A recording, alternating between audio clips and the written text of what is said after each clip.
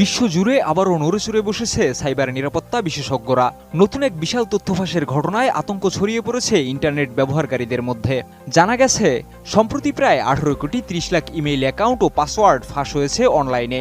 বিশেষজ্ঞদের ধারণা, এর একটি বড় অংশই হচ্ছে গুগলের ইমেইল পরিষেবা জিমেইল ব্যবহারকারীদের। সাইবার ইনসাইডার ও ফোর্বসের প্রতিবেদনে বলা হয়েছে, এটি সাম্প্রতিক সময়ের অন্যতম বৃহৎ ডেটা ফাঁসের ঘটনা।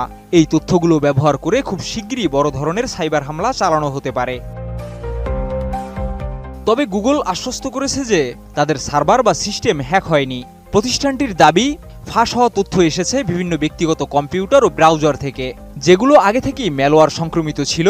সেই ম্যালওয়্যার ব্যবহারকারীদের লগইন তথ্য সংগ্রহ করে ডার্ক ওয়েবে বিক্রি করেছে হ্যাকাররা।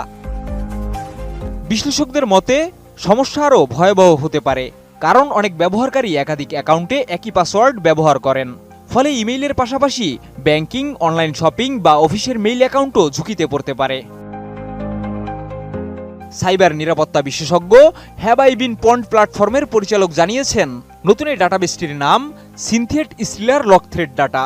এটি কোনো নির্দিষ্ট সংখ্যা বা ওয়েবসাইট থেকে চুরি করা হয়নি, বরং বিশ্বজুড়ে অসংখ্য সংক্রমিত ডিভাইস থেকে সংগৃহীত লগইন ফাইল দিয়ে তৈরি করা হয়েছে।